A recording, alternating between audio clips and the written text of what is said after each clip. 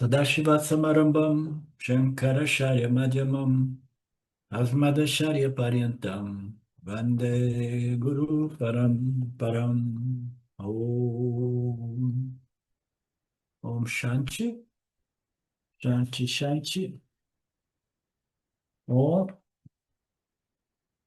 ah, Betânia, quando é que começa o nosso seminário, se você lembra de cabeça?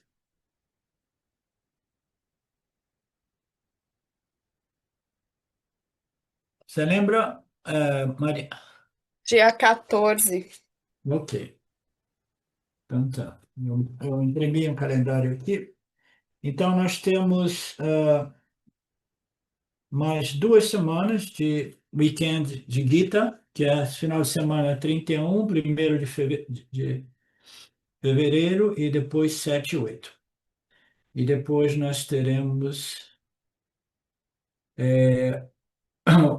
o seminário, não teremos o Gita no final de semana 14, 15 e 21, 22.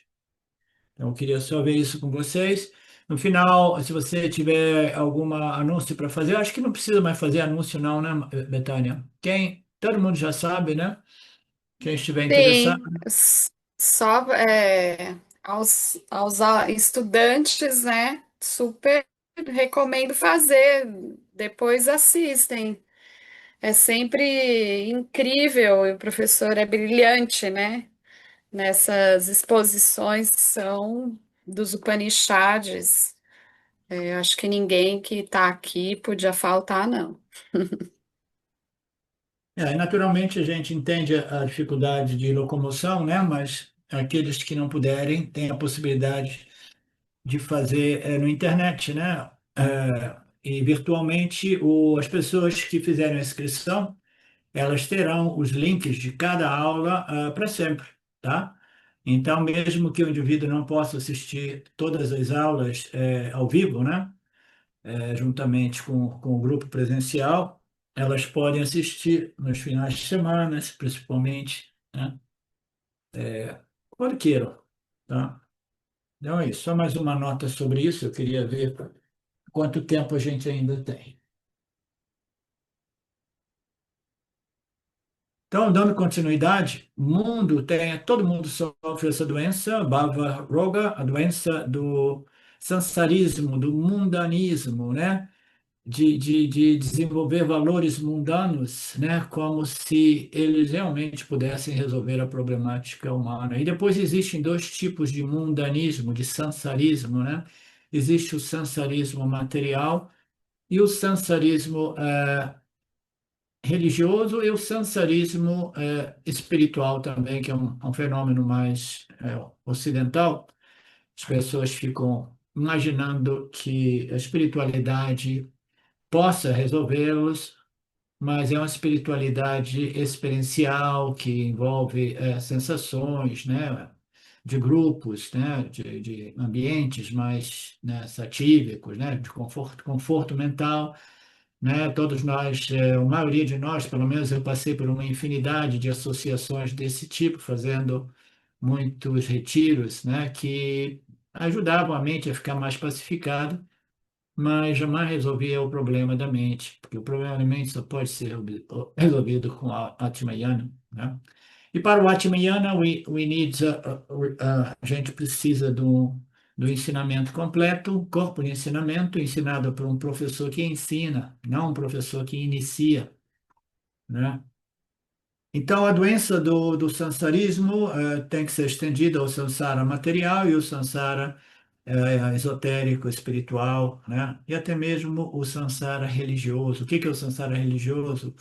É simplesmente o indivíduo que faz todos esses pujas, essas sadhanas, esses rituais religiosos, né? Que conta que existe um Criador e o Criador vai me levar para o céu. Isso também é materialismo sutil e também é um samsara religioso, né? Porque, como a gente sabe, somente a compreensão, o conhecimento, a compreensão da real natureza deste Deus Criador, como a sua real natureza, pode realmente oferecer a pacificação e a paz interior, né? E a segurança que o indivíduo busca, né? Como evitar o karma passado ao aflige? Aqui o Swami falando sobre essa doença da existência material, do mundanismo, né? Mundanismo? Mundanismo. Do mundanismo, o Swami elabora um pouco. Quando eu tenho. É por isso que eles prescrevem, após 40 ou 50 anos, você de vez em quando tem que fazer uma revisão médica, né? Os hospitais ficam felizes, você talvez não fique feliz, porque depois de uma certa idade tem aquele ditado que diz quem procura, acha, entendeu? Quem procura, acha, né? Então você tem que fazer uma revisão, trocar os óleos, se for possível, o óleo do motor.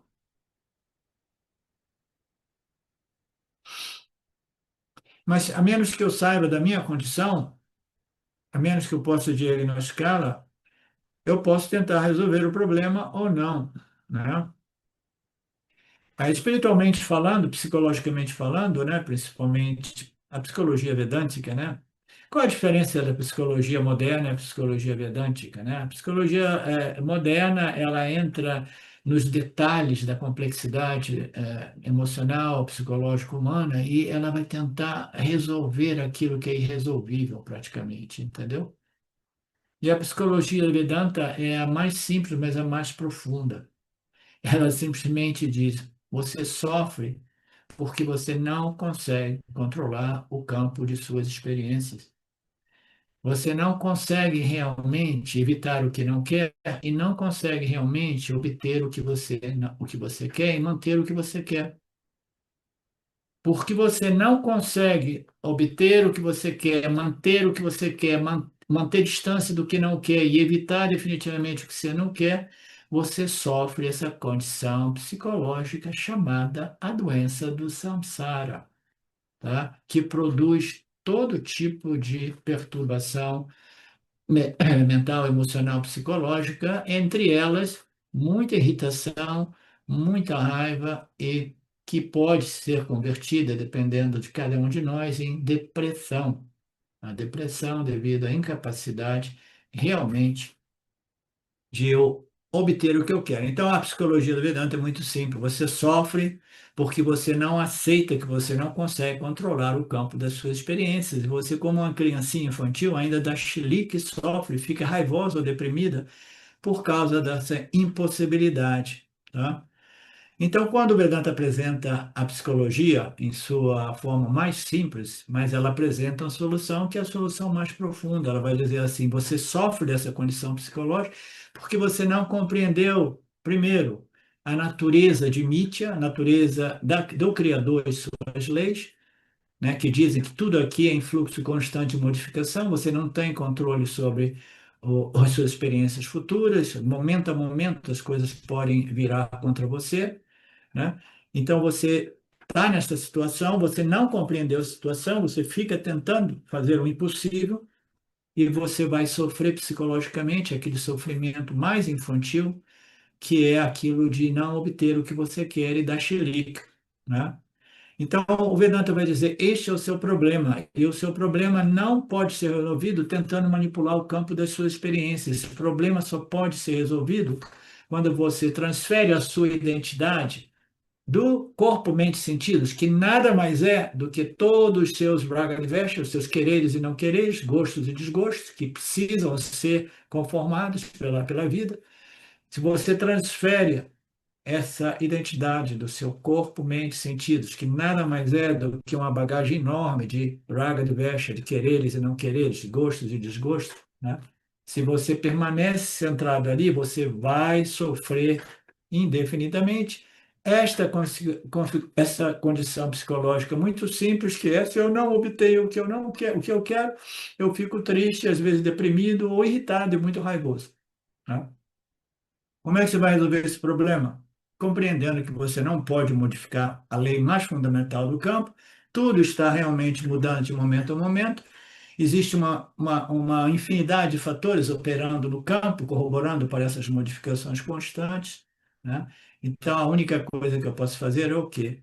compreender, investigar, compreender a minha real natureza, transferir o meu senso de identificação com o corpo-mente, que nada mais é do que o meu corpo de vássanas, de quereres e não quereres, para a consciência, o princípio testemunha, que observa tudo sem envolvimento mental e emocional. Essa transferência é possível? Sim, é possível.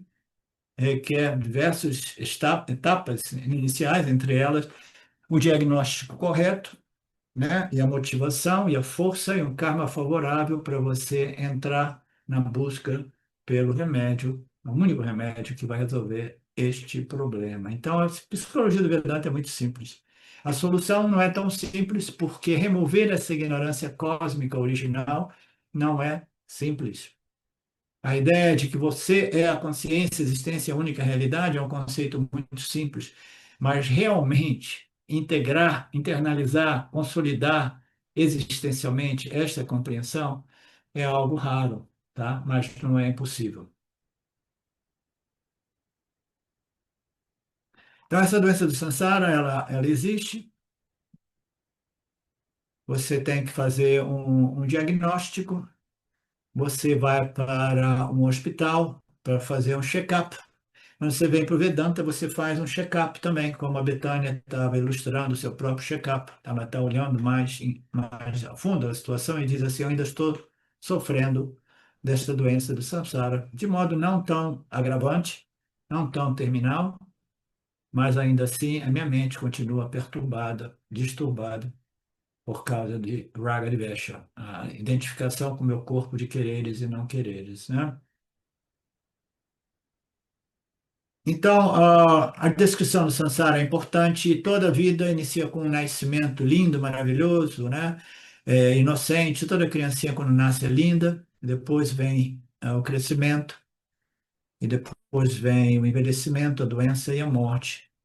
Nada mais é do que associação. Você aparece nesse mundo, se associa com o seu corpo-mente. E através do seu corpo-mente se associa com os outros corpo-mente e os outros objetos inertes. Você vai desenvolvendo atração e repulsão por algumas coisas e pessoas, gostos e desgostos, né? E esses gostos e desgostos, atração e repulsão, vai se tornando apego. Eu sou apegado ao que eu quero e eu sou apegado ao que eu não quero. Apegado ao que eu não quero? Sim, eu sou apegado ao que eu não quero, porque o tempo todo eu fico lembrando que eu não quero aquilo. Então, isso é apego também, tá? Então, toda a vida transformadora sobre a qual ele fala nos primeiros versos. Mas, Juna, você queira ou não, você não fez nenhuma pergunta para iniciarmos esse capítulo 15, mas como eu gosto de falar muito, todo professor de Vedanta competente tende a falar muito, entendeu? Porque a gente fala sempre as mesmas coisas, mas de modo ligeiramente diferente, né?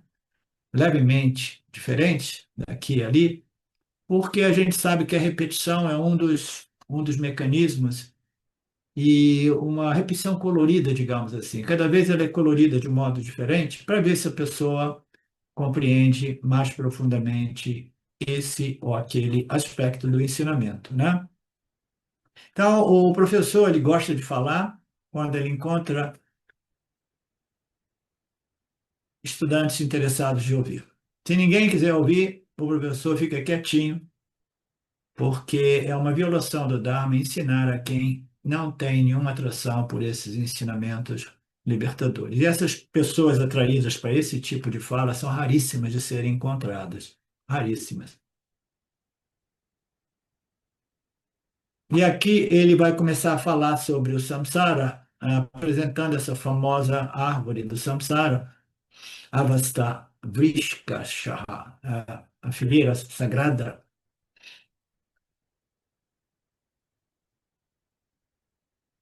Ok, existem diversas figueiras, figueira de Bengala, figueira disso, figueira, não só, que tem os caulos secundários pendurados, né? Tem umas das árvores que têm os caules pendurados, eu lembro de ter visto isso. Não estamos falando sobre essas, não. Estamos falando sobre a árvore Pipila. É a árvore comum, mas misticamente apresentada como a raiz para cima. Por quê? A raiz para cima é a causa. da raiz, a causa da árvore. Então, o causal é sempre visto como o mais sutil. Toda manifestação do universo inicia do causal para o sutil, para a grossificação e a manifestação do universo físico material. Então, o causal é o mais sutil. A árvore, a raiz para baixa, ela tem a causa, que é a raiz, que embora seja tangível, tangível, né? Ela é invisível, porque ela fica coberta pela terra. Então, nessa analogia, a árvore mística, ela apresenta as suas raízes para cima, para deixar bem claro que aquilo ali é o mais sutil e é realmente a causa da árvore e é realmente um exemplo do que seja Brahman, tá? É a causa de tudo, aquilo que causa tudo sem fazer nada e que através do poder do Maya desenvolve essa árvore, né, de cabeça para baixo, né?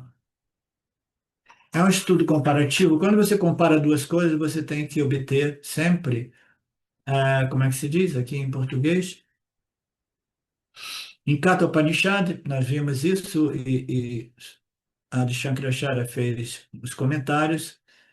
Eu quero, se a gente tiver oportunidade, eu quero fazer esse Katha Upanishad também. O primeiro mantra do Katha é: esta é a eterna árvore Asvata, com suas raízes acima, os ramos abaixo. Sua raiz é pura, né?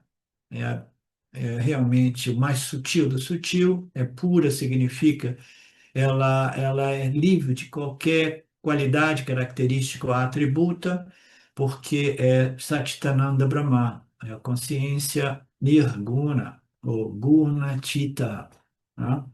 Então, este Brahman é chamado o princípio imortal, que não nasce, não envelhece, não morre, e é a causa deste universo. Então, é a causa da árvore é a raiz que fica para baixo, a causa desse universo é uma, se por dizer, raiz em comparação, né, que é apresentada como uma árvore de cabeça para baixo. Então, neste Brahman repousam todos os mundos, todos os universos. Nada existe fora do âmbito de Brahman, nada existe além de Brahman. Tudo que existe é Brahman. O que é Brahman? É a consciência. Não a consciência humana, a consciência, a existência, tá? Então, nada escapa essa consciência, tudo existe dentro do âmbito dessa consciência, como assim, como um reflexo ou como uma sobreposição, uma projeção que ocorre no âmbito da consciência. Mas como assim você está obtendo este universo e todos os conceitos a respeito desse universo em sua mente, que fundamentalmente é backed up, né, resolvida na consciência como consciência. Então, tudo repousa na consciência, nada existe além da consciência. E é isso que o buscador procura, essa raiz, este pano de fundo, este princípio que reflete o universo, mas ainda assim é livre do reflexo, do mesmo modo que as imagens refletidas no espelho não afetam o espelho é livre de todas as imagens refletidas, né? São tudo comparações, analogias, para apontar aquilo que nós somos, o ilimitado, infinito Satchitananda Brahman. Nada escapa a essa consciência. Katha Upanishad, terceira seção, claro, não cita literalmente, ele pega uma parte deste mantra, deste verso. O universo em mudança e a vida são comparados a uma enorme árvore, árvore, figueira sagrada. Shankaracharya oferece um comentário muito elaborado sobre isso, tanto no Katha como aqui no Gita, nesta passagem. Lembrando que uma comparação somente é possível como quando elas existem, coisas em comum, fatores em comum, features em comum, tá? Então, você não pode comparar coisas a menos que elas possuam, né, alguns atributos ou qualidades comuns. Então, você faz uma comparação. Eu quero explicar alguma coisa que é muito sutil, aí eu pego alguma coisa, né, que é menos sutil, por exemplo, eu pego o espaço para explicar a natureza de Brahman. Eu digo, o espaço é um princípio que nem mesmo a ciência conhece muito bem, mas ainda assim é tangível, é mais tangível, porque a gente pode inferir que o espaço está por trás de tudo aquilo que é acomodado ou projetado no espaço, né? Então, o espaço é o elemento primário, segundo as nossas escrituras védicas, né? Então, esses elementos, em algumas escrituras não védicas, eles apresentam quatro elementos. Eles iniciam do ar e eles simplesmente eles recolhem, retiram o espaço, porque já é mais sutil. Não pode ser realmente obtido através dos sentidos, né? Mas pode ser obtido através da mente. E esse espaço é todo pervasivo. Então, eu vou comparar a consciência Brahman, né, com o espaço, dizendo o que que eles têm em comum. Ambos são totalmente pervasivos, ambos acomodam, né, tudo que existe no cosmos. Né? Consciência acomoda Ishvara, o espaço e todos os outros elementos que vêm a configurar todos os namarupas do cosmos, né? Todos os objetos do cosmos. Então, ambos estão todos pervasivos. Mas qual é a diferença? O espaço é pervasivo dentro do âmbito de Mitya, e a consciência é toda pervasiva, ponto. Ela é além de Satya e Mitya, a única realidade. Né? Então, nós temos que sempre buscar coisas com características comuns para fazer todas as analogias comparativas do Vedanta que visam apontar para aquilo que é o que nós somos, né?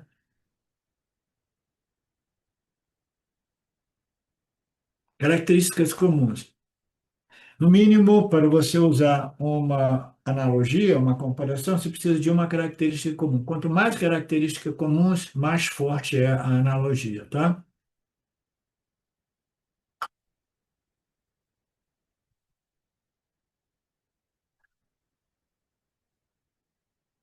Então, os exemplos se tornam mais pertinentes quanto mais características comuns existem. No caso do espaço e da consciência, existem diversos fatores que eu não vou lembrar todos eles agora para vocês, mas existem como toda a comparação entre princípios de Mithya comparados com a natureza de Satya, existem limitações, né?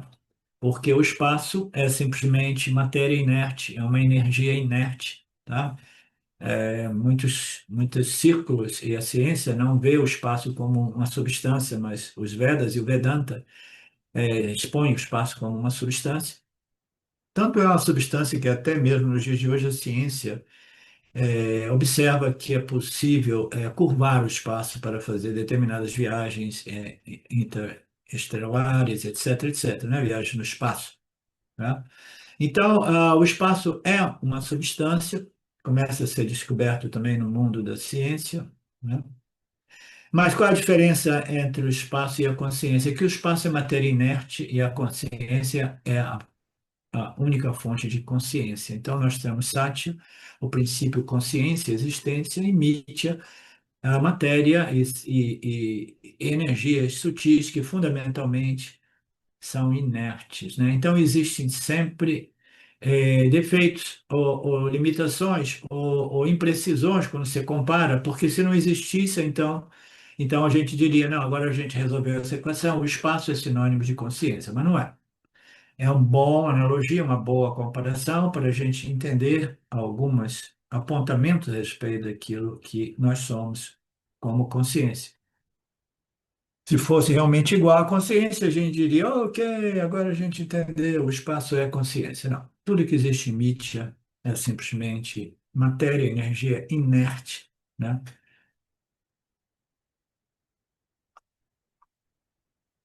Shankaracharya encontra várias características nesta comparação desta árvore, né? A figueira sagrada com esta árvore vedântica mística. E eu tenho certeza que vocês irão apreciá-las, diz o Swami. A primeira característica é a vastidão, Mahatvam. Significa que ambas essas árvores, elas são muito vastas, muito grandes, né? Vastidão é uma característica comum. Então, nós sabemos que essa árvore é uma representação do cosmos, né? Do universo. E ele é iniciado em sua configuração causal, passando pela sutil e a manifestação de si como o cosmos, né? Então, é vasto, né? A ciência diz que o universo é sem fim, é impossível você compreender esse universo, porque a ciência diz que é incompreensível qualquer coisa que não tenha realmente um início e um fim, né? Então, é extremamente vasto. E essa árvore, em comparação com as outras árvores, não é uma árvore pequena, é uma árvore enorme. Então, a vastidão, a imensidão é característica comum de ambos neste caso, tá? Geralmente, a imensidão de uma árvore precisa ver e considerada imensa, enorme, né? Comparada com as outras árvores, tá? Porque é a árvore maior que existe, tá? A segunda característica comum é que ambas são sem início e sem fim. Adianta Rahitattvam, tá? Então, o que que significa sem início e sem fim? Ninguém sabe o início do universo, ninguém sabe o fim do universo, existem teorias, né? São as perguntas feitas pela ciência, quando o universo começou e quando ele vai desaparecer, por que eu nasci, né? Por que eu nasci, por que o universo nasceu? Que resposta eu posso dar a tudo isso? Deixando as brincadeiras, né? São questões muito fundamentais que apontam para o fato de que este universo ele não é compreendido como sendo parte de uma linha temporal linear no qual o universo apareceu aqui e vai terminar ali, tá? Então é sem fim e sem início esse universo. E a gente vai compreender na medida que a gente for desenvolvendo não somente essa característica como outras, tá? Eu tenho que dizer a resposta simples. O que eu posso dizer? Por que que eu vim aqui, né? O Swami está dando outro exemplo. Você veio aqui por causa do seu karma. Aí o indivíduo diria, o indivíduo mais inteligente diria assim, mas por causa do meu karma? Sim, porque o seu karma fez você nascer de volta, os seus desejos, né, por continuidade.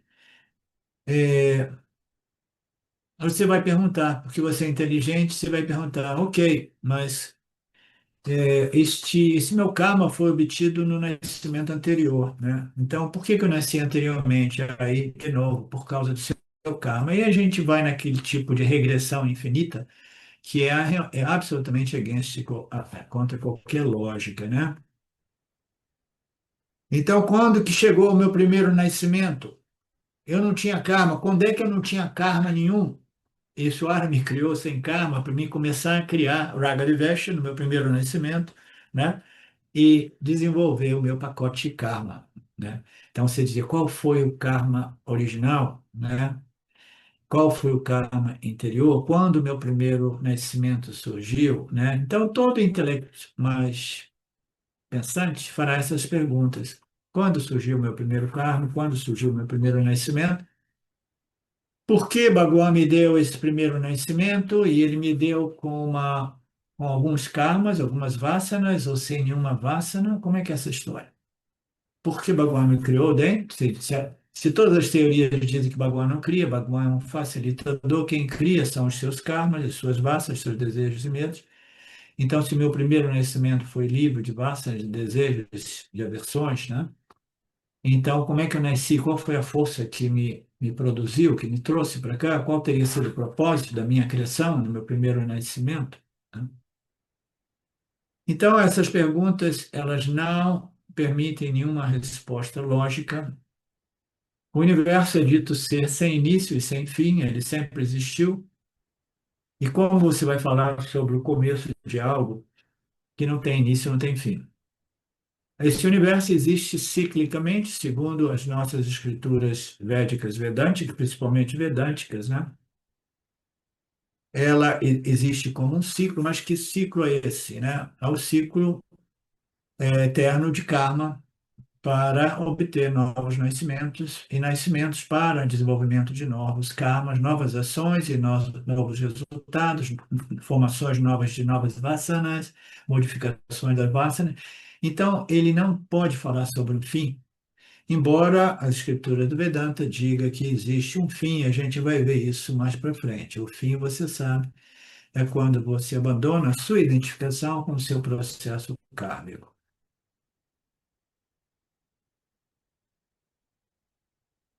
Então, voltando para a árvore, se eu perguntar como é que a árvore surgiu primeiro, naturalmente, foi a semente que produziu a árvore. Ele falou, tudo bem, isso é uma resposta muito inteligente, mas o que que produziu a semente? Foi a árvore, a mesma árvore anterior, né? Então, quem produziu a semente, a árvore que produziu a semente, foi a semente, né? Então, mais uma vez, o exemplo mais típico, né, é quem apareceu primeiro, o ovo ou a galinha, né? Então, tudo isso não encontra nenhuma resposta lógica na ciência, porque este universo, ele é cíclico, ele aparece em fluxo constante de modificação, e ele não aparece dentro de uma linha temporal, ele aparece como uma sobreposição ou uma projeção aparente, é um reflexo que ocorre na consciência, tá? E ocorre de tempo em tempo, existe de manifestações a manifestações. Quando existe um pralaya, que é o desaparecimento, que não significa o fim do universo, ele desaparece para aparecer de novo a partir do mesmo ponto onde se encontrava anteriormente, tá? Então é um ciclo, né? A semente surge, a galinha surge, o ovo surge, as sementes, etc, etc. É um fenômeno cíclico. Então, o que que é a causa aqui? Será que a raiz, a semente é a causa da árvore, a árvore é a causa da raiz? Aí a gente tem que compreender que não existe nada no universo que seja uma causa absoluta ou um efeito absoluto. O efeito se torna uma causa, a causa se torna um efeito. Este universo, ele funciona sempre através de fenômenos cíclicos, tá? O pai é a causa do filho, depois o filho é o efeito do pai, mas esse mesmo filho se torna a causa de seus filhos, tá? Então, tudo no universo é assim. Então, este beginninglessness, sem início, e endlessness, sem fim, são características de todas as árvores, mas neste contexto dessa árvore enorme, maravilhosa, é a segunda característica comum entre a árvore do samsara e essa árvore, tá? Então, você não consegue compreender o porquê que você aparece neste mundo, o que que trouxe você, qual foi a causa realmente, né? Como nós vimos em todos os Upanishads que fizemos, principalmente o Mandukya, né? No final das contas, todas as teorias, principalmente a teoria da criação do universo através do karma, até mesmo aquela teoria, o Gaudapada vai apresentar como é que se diz? Defeitos lógicos, né?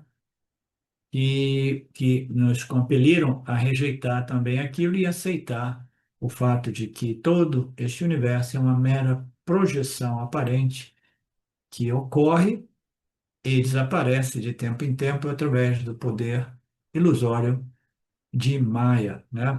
E Maya não é algo compreensível ao intelecto humano também, esse poder de Maya, né? Então, qual o objetivo do Vedanta? Não é mergulhar nessas questões filosóficas, quem é que veio primeiro, a semente ou a árvore, isso e aquilo, porque, como alguém disse uma vez no passado, este mundo não é um mistério para ser resolvido, né? Mas é um mistério para ser vivido com mais sabedoria possível e mais alegria no coração possível, tá? Jamais vai resolver essas questões mais fundamentais, porque é impossível compreender somente Ishvara compreende, digamos assim, a dinâmica, o aparecimento, o desaparecimento e as leis que trazem tudo de volta e retiram tudo, que interrompem o processo kármico de um indivíduo, às vezes em idade muito jovem, e etc, etc. Terceira característica é a incompreensão intelectual, a indescritibilidade, inexplicabilidade. É logicamente incompreensível e você não consegue categorizar tudo isso. Você jamais pode dizer, né, o que é a causa e o que é o efeito. Eu antecipei esse princípio, né? O intelecto humano jamais pode encontrar uma causa absoluta. Todo o conhecimento científico, seja ele médico ou seja ele, né, em outros campos da ciência, buscam as causas dos fenômenos, tá? O que que causa? E a gente sabe que o universo é uma explosão existe um princípio, uma lei fundamental que é muito frequentemente descrita como a causalidade, porque tudo que existe aqui impacta o campo dos objetos, né? E impactando de modo a modificar tudo que existe no universo. Não existe nada que ocorra que não tenha um impacto em outros ângulos do universo, tá? Assim dizem também os cientistas. Então, a gente sabe que tudo está impactando tudo, portanto, tudo se modifica de momento a momento. É uma equação muito complexa, o modo qual tudo, né, se torna uma causa, produzindo efeitos que irão afetar o campo, produzindo outras causas, né? Porque efeitos se tornam causas. É uma complexidade que somente a inteligência suprema do Criador compreende, tá? E sustenta tudo isso, né?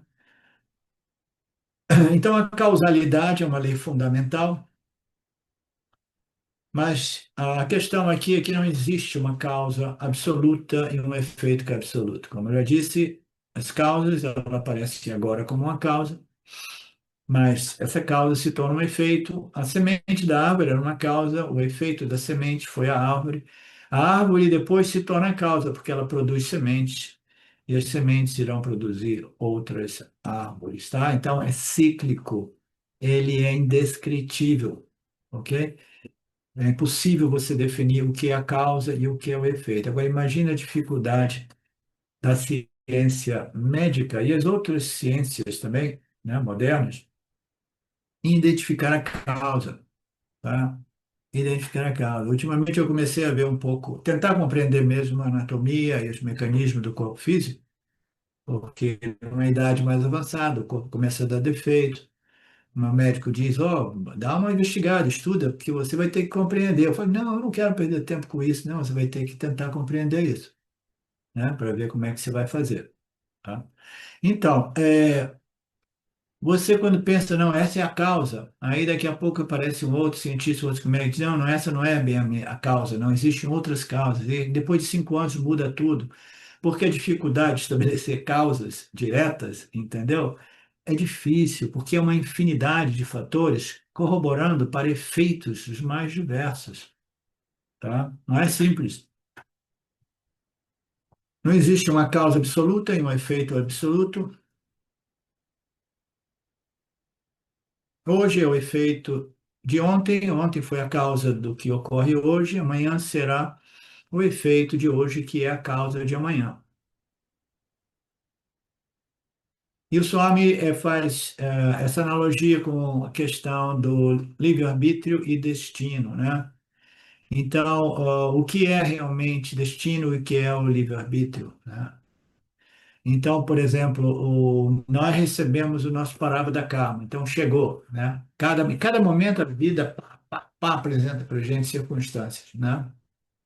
E aí, circunstâncias externas e de vez em quando circunstâncias internas, como a Betânia dizia, que, né, emoções, humores que se modificam, etc. Tudo isso são objetos de experiências, né? Um fluxo de modificação.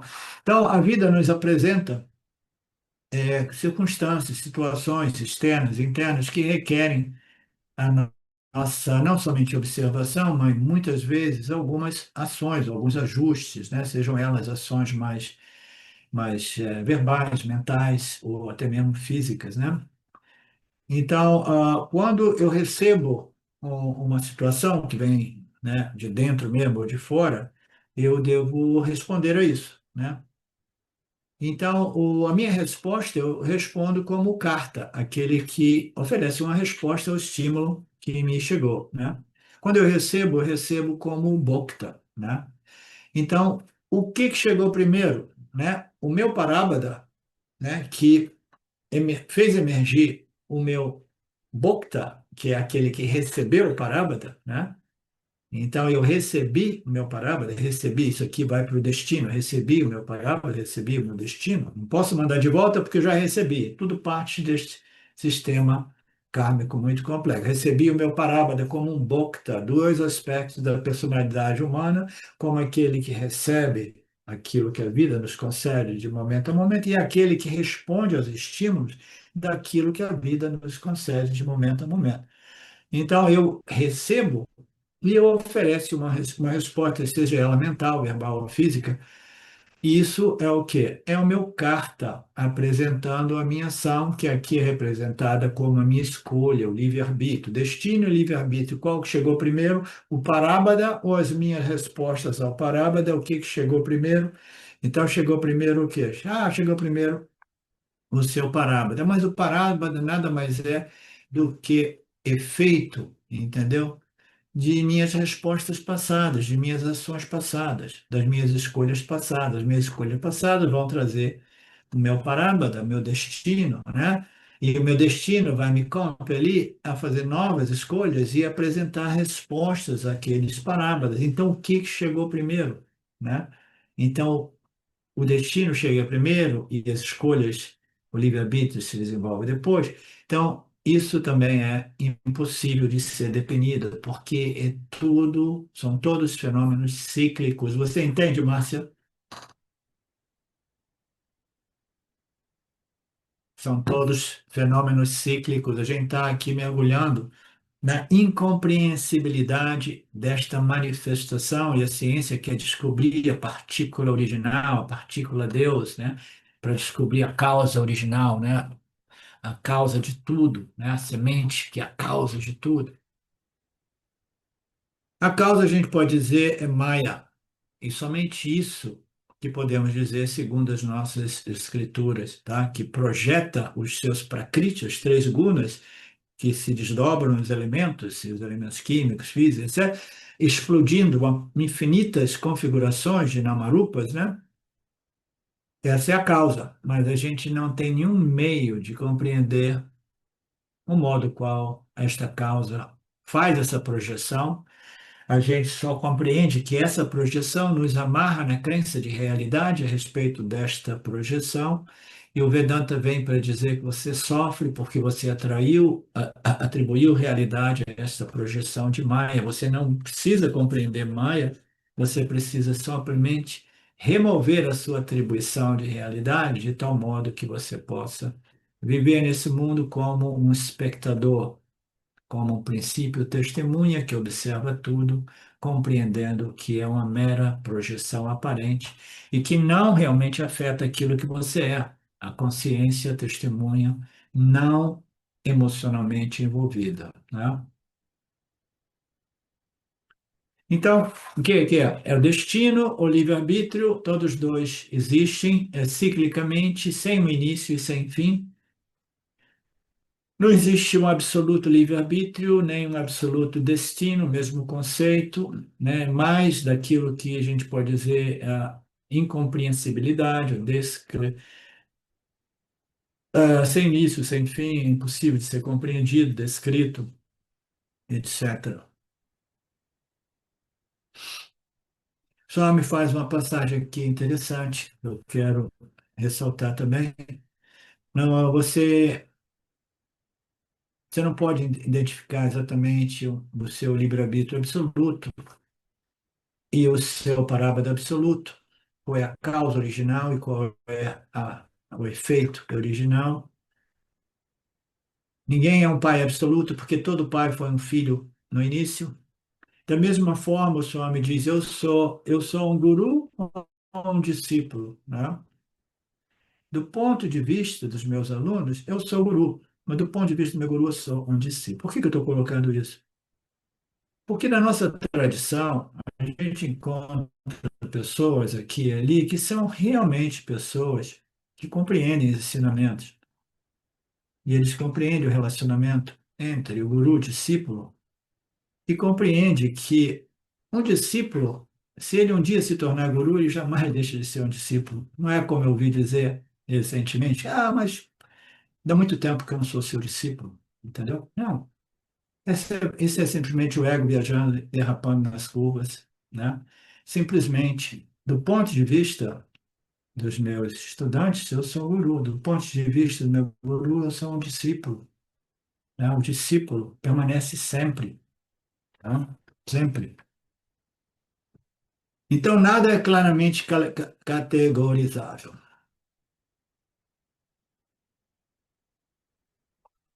Na nossa linguagem, a gente chama isso de Maya. O universo também é inexplicável, é por isso que usamos a palavra Maya. É uma projeção ilusória, é um poder mágico, é um poder ilusionista do superpoderoso Maya. Quanto mais você investiga a criação, mais misteriosa e incompreensível ela se torna. Os cientistas dirão, mas a gente vai resolver o mistério dessa criação. Eles fazem isso há décadas ou há centenas de anos, talvez.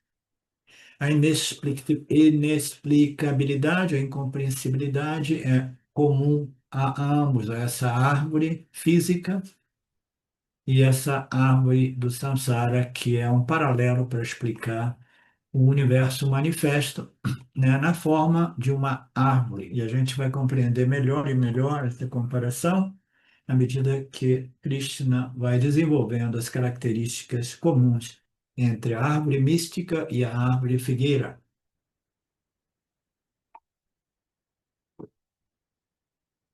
A quarta característica é mula vatvam, é que a causa é invisível, a raiz é invisível. A árvore tem uma raiz. Você nunca pode ter uma árvore sem uma raiz. É impossível, a gente pode. Se a gente vê uma árvore, a gente infere, não existe uma raiz. Questão de ver se a raiz é forte o suficiente para sustentar essa árvore em período de tempestades e ciclones, né? Semana passada, essa semana mesmo, foi no final de semana passada, caiu uma árvore aqui no meu terreno. Então, mas ela, a gente sabe que toda árvore tem uma raiz. E esse universo, samsara, né? Essa manifestação, ela também tem raiz. A raiz é a causa, tá? A raiz é a causa da árvore, nesse sentido, porque sustenta a árvore. E a raiz do samsara é a causa do samsara. É, a árvore tem uma raiz. Você nunca pode ter uma árvore sem a raiz. E essa raiz é debaixo da árvore. Mas o peculiar nessa analogia é que a árvore é visível, meio de conhecimento perceptível, enquanto a raiz da filosófica, né, raiz mística apresentada pelo Vedanta, a raiz ela fica para cima, tá? A raiz para baixo ela é visível, mas ela é escondida. E a raiz mística, filosófica, é uma raiz para cima em analogia. Mesmo que você não veja a raiz, você tem certeza que a raiz existe abaixo da árvore. Entendendo esse mesmo princípio, dizendo que essa árvore do samsara, né, ela deve ter uma raiz, e a raiz é a causa deste universo. A raiz é uma raiz para cima, porque, segundo a nossa filosofia, toda manifestação ela explode do causal, passando pelo sutil, para se manifestar fisicamente. E essa raiz é chamada de Ishwara. Que é Ishwara é o Senhor Suprema Inteligência, né, que é a 5 Maya, ó, muito, muito ligado ao Maya, poderes de Maya. Então, esse mula, essa raiz é chamada de Ishwara. Se você perguntar se esse Ishwara é visível ou invisível, eu direi que ele é visível e invisível. Ele se manifesta como o universo, a árvore completa, mas ele permanece invisível como a inteligência suprema, a raiz que projeta e sustenta o cosmos, o universo. Mesmo que eu não veja a raiz, eu sei que sem a raiz a árvore não fica em pé. Mesmo que eu não veja esse tal de Criador Ishvara, eu posso compreender, se eu tiver um intelecto mais refinado e mais sensível, né? Eu posso compreender o milagre da vida, compreender que este universo físico material é desenhado e sustentado por leis precisas, né? Inteligentemente precisas, e que essa inteligência suprema é o Criador em sua manifestação, conhecimento supremo, né? Baguan por perto, não sei, não vejo, eu não vejo o baguan porque o baguan é a causa desta árvore, é a causa mais sutil e invisível. Eu sei que o universo não pode ficar sem a causa. Essa causa é a raiz, essa raiz é o universo, é Bhagwan, é Ishvara. Portanto, a árvore tem uma raiz invisível E o mundo também tem uma árvore invisível chamada Ishvara. É por isso que no Vishnu, Sahasranama Stotram, os 1.000 nomes de Vishnu, um dos nomes de Vishnu é além dos sentidos, né? É aquilo que é além dos sentidos.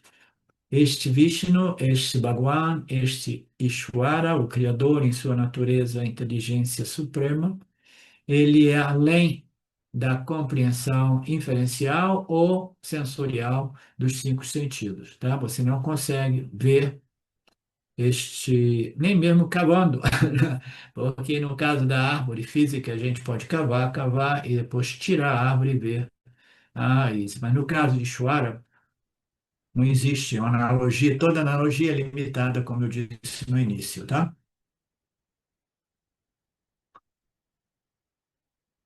Então, o que que significa? Aquilo que está além do conhecimento sensorial e, portanto, a raiz invisível do universo é o Criador Ishvara. E essa raiz é comum a ambos. Existe uma raiz nesta figueira, essa árvore gigante encontrada na Índia, e existe uma raiz que é a causa, né, do universo, que é Ishvara, né? Essa é a quarta característica comum. A quinta característica comum é a ramificação, né? Uma árvore, ela começa numa sementinha, ela começa a desenvolver um caulezinho, né? Aí vai as folhas, aí os galhozinhos, né? No início são frágeis, vão, né, se fortalecendo e ela vai se ramificando, ramificando, vai desenvolvendo diversos aspectos, né? Que irão configurar essa árvore que caiu aqui é uma árvore que cria espinhos, todos os tipos de espinhos. É até difícil de usar ela como lenha, porque tem espinhos. Elas têm desenvolver espinho para quê? Para se proteger, proteger de quê? De alguns predadores. Então, uma árvore enorme tem muitos ramos. Ele se espalha por toda a árvore, de cima para baixo, de baixo para cima. Ramos inferiores, ramos superiores e ramos do meio, galhos, né? Da mesma forma, o universo tem vários ramos chamados lokas, o universo manifesto, né? Do invisível ao visível, existem vários ramos, esses ramos são comparados às locas superiores, às locas médias e às locas inferiores.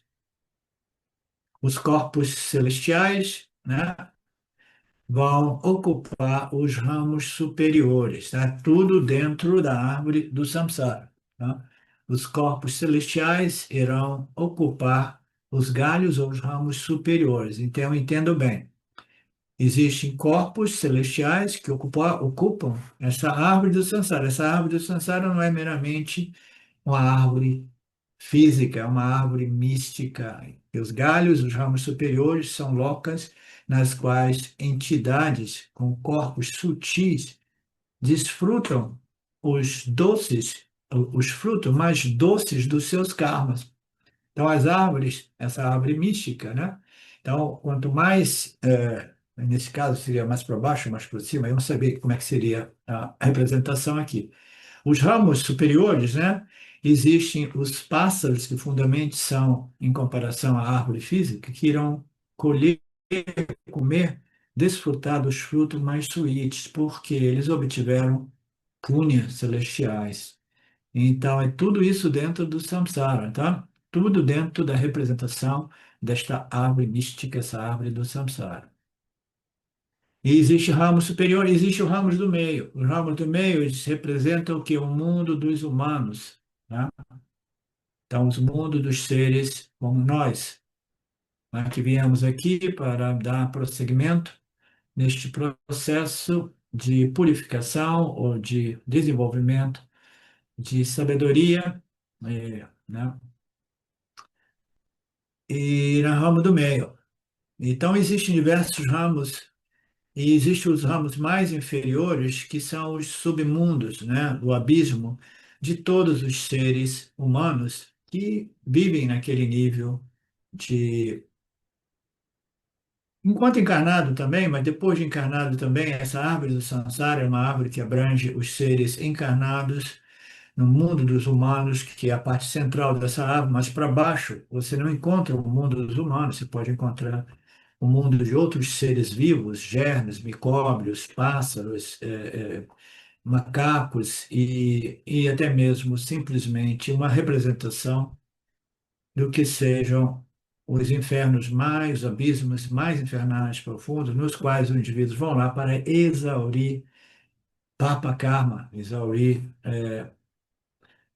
papas, né, desmeritórios, né? Mérito de mérito, né?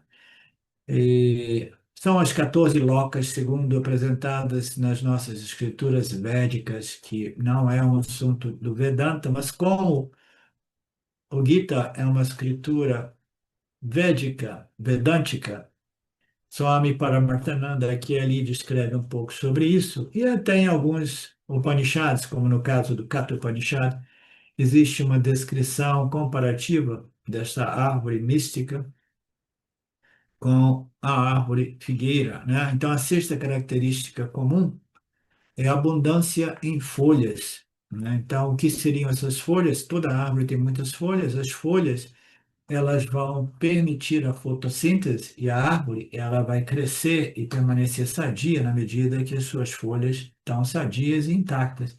Uma das coisas que eu aprendi, né, aqui na chácara é se as formigas ou os pássaros começam a atacar as folhas de uma planta que eu plantei para colher, né, o legume, a verdura, né, o jiló, o quiabo, o tomate, se as folhas começam a ser atacadas, a árvore morre e não dá esses frutos, tá? Então, as folhas são fundamentais para a saúde física da árvore, né?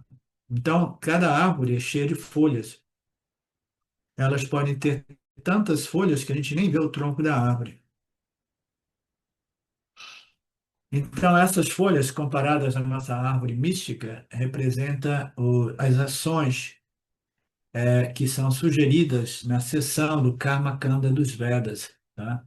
Então, o indivíduo ele chega no mundo dos homens, nessa parte central, e ele é convidado a colocar ações, né, em observação ao Dharma, em reverência ao Senhor também, para produzir punhas celestiais, de modo que eles possam se elevar nessa árvore e curtir os frutos doces do samsara. Os frutos amargos e doces são todos eles colhidos no samsara, tá? Então, o que são todos esses rituais, essas cerimônias, esses pujas, esses sadhanas, né? Ações físicas, verbais, né? Em reverência ao Senhor, em dedicação ao Senhor, são comparadas às folhas dessa árvore do samsara, porque é através dessas ações é que você vai produzir punhas mais doces para que você possa colhê-los, né? Nos ramos mais altos. Então, aqui você vai precisar de uma pequena explicação, só me diz por que nesta passagem Shankaracharya faz essa comparação muito elaborada entre os karmas, a percepção do karma kanda dos Vedas, né, as indicações de todas as ações que irão produzir resultados positivos ou doces, com essa árvore mística. As folhas são muito importantes para a perpetuação e o crescimento e a saúde da árvore, sem a qual se a saúde não estiver lá, a árvore morre mais cedo. Na verdade, as folhas protegem a árvore em todos os sentidos. E vocês sabem que somente as folhas têm a clorofila, elas são verdes, elas permitem a fotossíntese, e etc, etc. Somente por isso a árvore é obrigada. Através da pressão osmótica, elas absorvem água. O seu homem está se tornando mais biólogo aqui, mais cientista. Eu não vou entrar nisso porque eu não compreendo essas nuances da ciência biológica. Vocês todos aprenderam, esqueceram isso na escola, eu não aprendi. Ou se eu aprendi, esqueci completamente que esqueci que aprendi. Em sânscrito, é chamado de Shadanat, as folhas que cobrem são os Vedas, né? A situação do Karma Kanda, a seção do Karma Kanda, seção ritualística dos Vedas, ela protege a árvore do samsara. e assim como as folhas protegem a árvore. Então, qual é o simbolismo aqui? Os Vedas, em sua seção inicial, que são todas elas voltadas para o desenvolvimento do reconhecimento do Criador, Ishvara, né? E das ações em reverência, em amor e dedicação, a sustentação dessa árvore do samsara. Quais são as ações que sustentam a árvore do samsara no mundo dos homens? São as ações dármicas, ações que vão proteger o Dharma ou restabelecer o Dharma, sustentar o Dharma, e essas ações são comparadas a árvores místicas com as ações ritualísticas, as sadhanas, os pujas, que irão proteger essa árvore mística, tá? Umas ações positivas que permitirão ao indivíduo uma ascensão entre os ramos dessa árvore, colhendo frutos superiores, frutos mais doces, né? Karmas mais positivos, mas quando a gente entra no Vedanta, a gente sabe que o nosso objetivo não é simplesmente gozar o godeiro, desfrutar dos frutos doces, mas simplesmente de observar o Dharma, porque através da observação do Dharma, deixando de lado até os pujas e os rituais védicos, né? Eu compreendendo o Dharma, observando o Dharma, né? E desenvolvendo a devoção pelo Criador, a minha mente purifica de tal modo que eu vou sustentando o Dharma, não através da minha experiência de punha celestial, mas através da minha devoção, amor, reverência e observação às leis de Deus. Tá? Então, ambas protegem a árvore. Então, o Vedantino e o Védico está protegendo o samsara, não é à toa que os Vedas e a nossa Sampradaya está sendo destruída, né? Pelo materialismo desse Kali Yuga, e todo mundo está se tornando sempre mais frágil e vulnerável a este samsara mais materialista, mais denso, né, do mundo de hoje, né? Então, a espiritualidade está se perdendo e a espiritualidade, através da seção do Karma Kanda, é o que protege esta árvore do samsara. Em relação aos jivas, né, o mundo dos homens. Como é que o Karma Kanda protege, perpetua e ajuda o crescimento da árvore? Você deve ter deduzido já. O Karma Kanda fala sobre as variedades de ações em observação ao Dharma. Fazendo essas ações variáveis, elas produzem resultados mais doces, resultados mais harmonizados com as leis de Deus, existe mais harmonia e funcionalidade nas sociedades. Você faz esses karmas através dos seus filhos, você tem cama, ganha dinheiro, etc. Então, eu estou simplesmente colocando mais no contexto ocidental, né, que os karmas eles permitem a nós sustentar, proteger essa estrutura. Este samsara, este universo, né, descrito como uma árvore, né, mística de cabeça para baixo, ela é possível, ela serve como propósito original, que é permitir aos jivas crescer e purificar, refinar, né? Não somente para obter holocausts celestiais, mas obter a purificação necessária, o sétimo guna necessário para transcender essa árvore do samsara e voar livre. No início a gente diz, eu quero ser um pássaro livre, eu não quero ser um pássaro sempre amarrado em diversos níveis ou locas desse samsara, ou estágios desse samsara. Eu quero ser um pássaro que voa livre. E o pássaro que voa livre é o pássaro que obtém esse conhecimento final, que permite a ele deixar a árvore samsara não para permanecer como um pássaro, mas para se resolver na consciência como consciência, em Brahman como Brahman, a única realidade. Então a gente vai continuar essa descrição linda desta analogia amanhã no mesmo horário, Ishvara permitindo, naturalmente. Om Purnamada Purnamidam Purnamudachyate Purnasya Purnamadaya Purnameva Vashishyate Om Shanti Shanti Shanti Om Om Shvara. Então, obrigado a todos vocês. Namastê. Saudações. Eu quero aqui deixar um pequeno testemunho. Através do estudo do Vedanta, com os ensinamentos sendo esclarecidos especificamente pelo professor Arlindo Nagar, foram canceladas em mim algumas noções que eram relacionadas com a ideia que eu tinha a respeito de alcançar algo que representasse uma grande realização espiritual. Então o Vedanta fez com que, pela compreensão, a minha mente ela abandonasse o papel de buscador espiritual. E isso para mim foi um marco inicial para uma outra relação com o processo de desenvolvimento espiritual, do qual, saibamos disso bem ou mal, é um processo que fundamenta a vida de todos nós.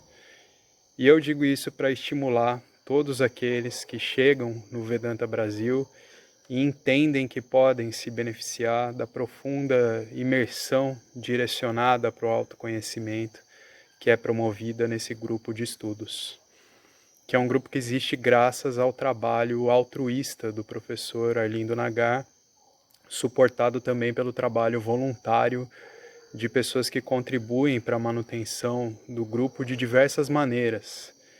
E entre as várias formas de contribuir com esse trabalho, as contribuições regulares em dinheiro, elas são necessárias. Então, se você se beneficia do trabalho desenvolvido no Grupo de Estudos Vedanta Brasil, faça uma contribuição. Qualquer quantia é muito bem-vinda.